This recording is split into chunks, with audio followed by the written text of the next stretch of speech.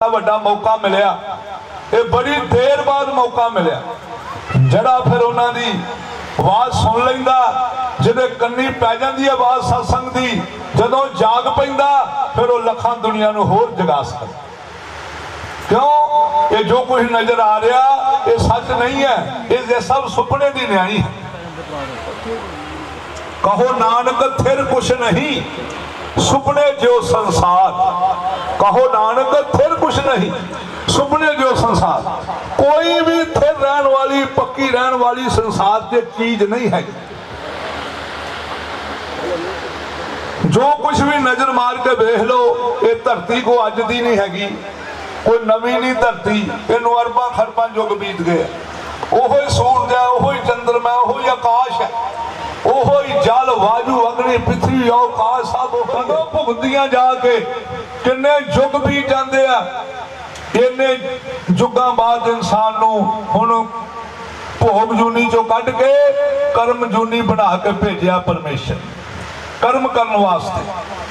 गुरबाणी च महाराज फरमाते हैं, पई प्राप्त मनुख देहरिया, गोबिंद मिल की यही तेरी बरिया। बरिया मैंने वारी है इंसान, हुण तू भोग जूनी नहीं, तू कर्म जूनी है। कर्म करके तू सदा वास्ते जींदे जी, जन्म मरो तो रह तो सकदा। तेरा जमा दा डर जड़ा मौत दा चिंता फिरता हैरानियां परेशानियां इंसान दा, बल्कि मौत दा भी खौफ डर, यदि सिर्फ अज्ञानता दा पर्दा है। ये सारा ब्रह्मांड जितना है एक कर्म क्षेत्र है, एक कर्म भूमि है। ये भी इंसान हुण कर्म जूनी है। बदलना की इंसान दा सिर्फ ये काम बदलने हैं, होर इहदा कुछ नहीं बदलना। इहदा बीज बदलना। जो बीजे सो लोड़े, कर्मों संदड़ा खेत। साडा शरीर भी एक खेत है। पंजवें पातशाह गुरबाणी दे फरमांदे हन, जो बीजे सो लोड़े, जो असीं बीजना ओही वड्ढना। जो बीजे सो लोड़े, कर्मों संदड़ा खेत। तो साडा शरीर भी एक खेत है, एक पैली की तरह एक कम्मां दा खेत है। इस जो भी बीज बीजना उन्हें उग खलोना। तो इस करके प्यारिओ, ये बहुत वड्डा जन्म है, कोई छोटा जा जन्म नहीं। लकत कर्म ना बनिए आदम, राम जी दी आयत है, लकत कर्म ना बनिए आदम, इसके आगे मिसाल क्या है। फिर तो वड्डा कोई सृष्टि से कोई जन्म नहीं है। सूरत अल्लाह सूरत आदम, इसके आगे कमाल क्या है। परमात्मा ने परमेश्वर ने अपनी सूरत से इंसान को पैदा किया है। सतगुरु कबीर साहब गुरबाणी दे फरमाते हैं, बहुत जन्म बिछड़े थे माधो। ये सतगुरु रविदास जी का गुरबाणी से शब्द है। कबीर मानस जन्म दुर्लभ है, होतम नहीं बारंबार। देखो जरा समा साडा रोज लंघदा जांदा, किते वापस आउण दिया, बड़ी तेजी नाल इंसान दा समा लंघदा जांदा। होतम नहीं बारंबार, ये बारंबार मुड़ के दोबारा जन्म नहीं मिलता। कबीर मानस जन्म दुर्लभ है, होतम नहीं बारंबार, ये बारंबार जन्म मानस चोला नहीं मिलता इंसान। कबीर मानस जन्म दुर्लभ है, होतम नहीं बारंबार। जो फल पाके भौंगरे, धरती उत्ते फल पाके जो डिग पैंदा, अहीं उहनूं टेपा ना जोड़िए, रस्सियां ना बनीए नाल, फिर ओहो जिहा नहीं हो सकदा। जो फल पाके भौंगरे, बौर ना लागे डाल। जिवें टाणी नाल दोबारा फल नहीं लगदा, इसी तरह जन्म सानूं बारंबार नहीं मिलता। ये बड़े चिरां बाद पहलों ही जन्म मिलिया है इंसान नूं।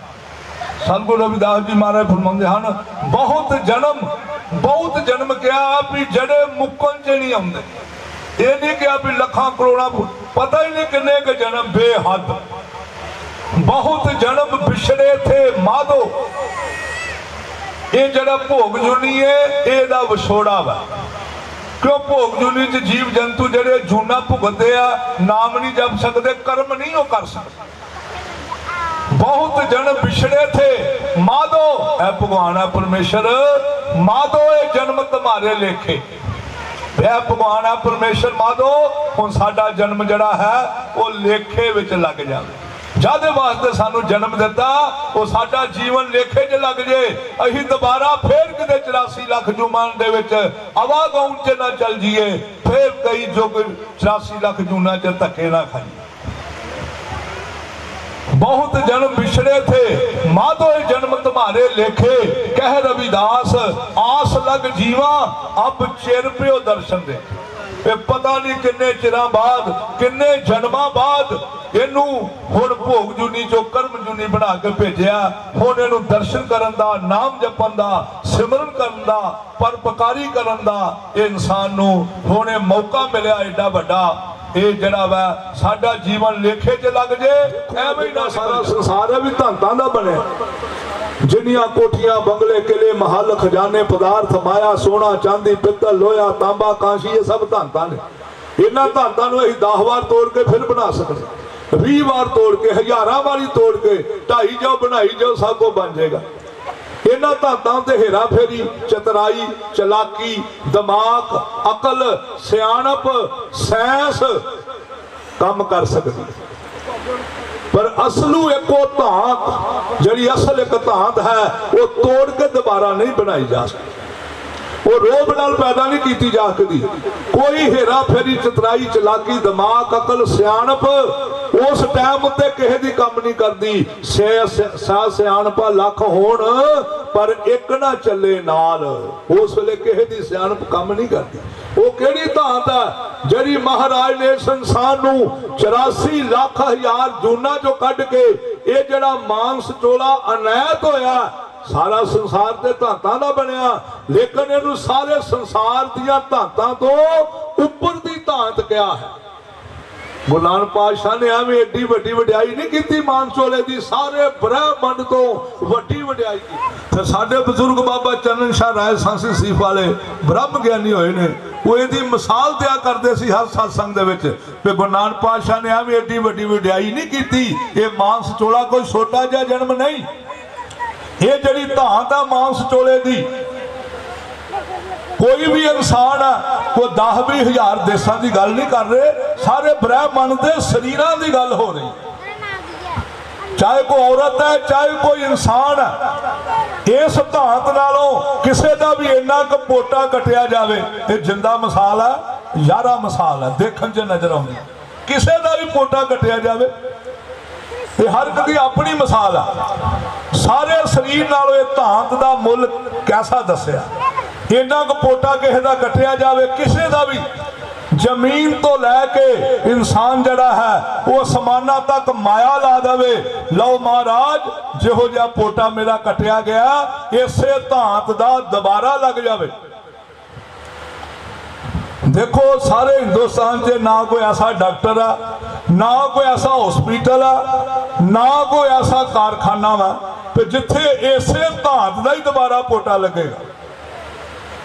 बाहर के देशों से जाके अमरीका अफ्रीका रूस जापान कनेडा जाके इंसान जड़ा अमरीका दे विच सर्जरी करा सकता, वधिया तो वधिया सर्जरी, पता नहीं लगेगा, लेकिन है नकली। हीरे चांदी जवाहरातां दे पोटे भी घड़ के लग सकते। 7 बादशाह जिहड़े लाल हुंदे आ उन्हां दे घड़ के भी पोटे लग सकते, लेकिन यहो जी धान का पोटा तुहानू दोबारा नहीं मिलेगा जिहो जिहा तुहाडा एक अंग छोटा जिहा पोटा पहलों से। देखो प्यारिओ, ये मांस चोला की पावर है, की ताकत है, की शक्ति है। तुहाडा किड्डा उच्चा सुच्चा जन्म है जिदे सारे शरीर के एक निके जी अंग की मिसाल दी है बजुर्गों ने, भी इन्ना अंग कटिया जाए, जमीन तो लैके आसमाना तक माया खड़ी कर दो, फिर भी नहीं पोटा लग सकता। देखो मांस चोला की पावर है, की ताकत है, की शक्ति है। कौन है जिदे इन्ने के अंग की मिसाल दी है भी वो दोबारा नहीं लग सकता। आसमाना तक माया भी ला दो फिर भी तुहाडा वो दोबारा पोटा वो नहीं लगेगा जिहड़ा पहलों से।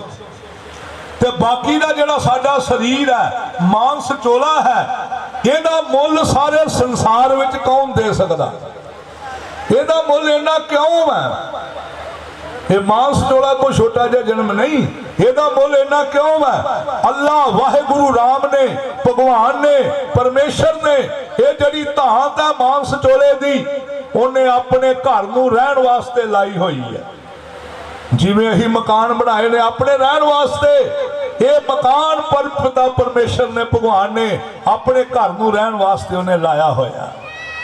ਇਹ ਸੱਚੇ ਕੀ ਕੋਠਰੀ, ਸੱਚੇ ਕਾ ਇਹ ਵਾਸ।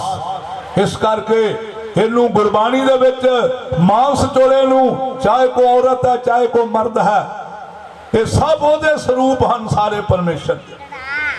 ਇਹਨੂੰ ਪਰਮੇਸ਼ਰੀ ਜਾਮਾ ਕਹਿ ਕੇ ਪੁਕਾਰਿਆ। ਇਹ ਤੁਹਾਨੂੰ ਪਰਮੇਸ਼ਰੀ ਜਾਮਾ ਮਿਲਿਆ, ਕੋਈ ਐਵੇਂ ਗਾਉਣ ਵਾਲਾ ਨਹੀਂ, ਕੋਈ ਨਸ਼ਿਆਂ ਵਿੱਚ, ਕੋਈ ਐਬਾਂ ਵਿੱਚ, ਕੋਈ ਸ਼ੈਤਾਨੀ ਕੰਮਾਂ 'ਚ ਗਾਉਣ ਵਾਲਾ ਜੀਵਨ ਨਹੀਂ।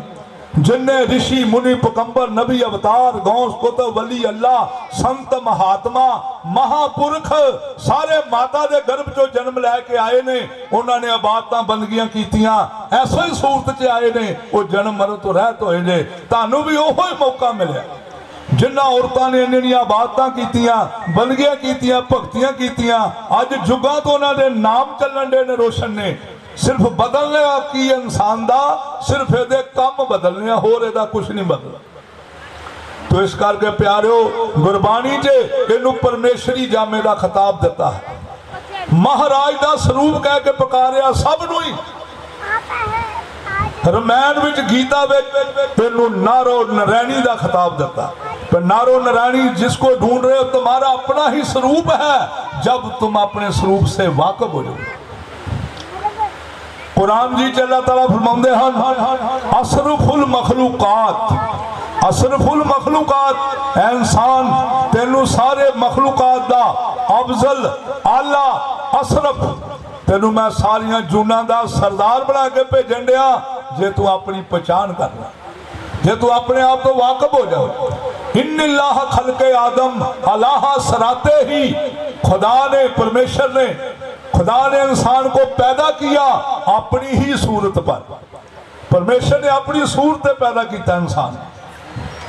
फिर बाइबल ने फरमाया परमेश्वर का राज्य तुम्हारे बीच में है। जिन्हों तू सारा ब्रह्मांड बाहर ढूंढन दिया, सिर तो लैके पैरों तक ये बेहद वाले का घर है, ये परमेश्वर का सारा जी कायनात जिहदा राज चल रहा है, ये ओहदा घर है, ओहदा मकान। ताकत इंसान के अंदर है, लेकिन ये बाहरों ढूंढता फिरदा इंसान। जब तक अपने अंदरों ताकत जो अपनी पछाण कर लेगा, इनू ब्रह्मांड की पछाण हो जाए। तो इस करके वेद विच मंत्र आउंदा, जुजुर्वेद विच अहम ब्रह्मस्मि, साफ ही कहता अहम ब्रह्मस्मि, मैं ही ब्रह्म हूं। सब जगह का जीव ही ब्रह्म है, तो साफ क्या है अहम ब्रह्मस्मि, मैं ही ब्रह्म हूं। हैगा तो इंसान ही ब्रह्म है, निकलना भी इन्ना ही है, लेकिन यदा ख्याल नहीं उधर, ये उस बन्ने नूं इहदी सुरत होर बन्ने लगी हुई है, ये अपने आप तो वाकफ नहीं। जीव ब्रह्म विच भेद ना कोई, फुरने नाल जदाई। तो इस करके प्यारिओ ये मांस चोला जड़ा कोई छोटा जा जन्म नहीं, ब्रह्म ही ब्रह्म को खोजता, ब्रह्म ही ब्रह्म के हेत, ब्रह्म ते जन दो वेखण नूं, ब्रह्म ते जन बंदा ते रब दो नजर आउंदे हैं, दो नहीं, इको दा सारा सिलसिला है, सारा संसार। दो तीन रब नहीं है सृष्टि दे विच, ये जो कुछ नजर आ रहा सब जिमी समान ब्रह्मांड एक ही मालक की रचना है। सिर्फ उन्होंने अही भाषा द्वारा, लैंगुएज द्वारा उन्होंने अनेक नावां नाल पुकार रहे हैं। देखो प्यारिओ सूरज सारी दुनिया ने इको ही पैन दिया, करोड़ों देशों नूं सूरज इको ही पैन दिया, सारे आप अपनी भाषा च उन्होंने सूरज नूं सूरज ही कहना अपनी भाषा च। इस तरह चंद्रमा सारी दुनिया ने इको पैन दिया, आकाश सारी दुनिया ते कोई है। अगर दो चार रब होण ते आप अपना जिमी समान काश सूर चंद वखरे वखरे होंदे, बंदियां च भी कोई फर्क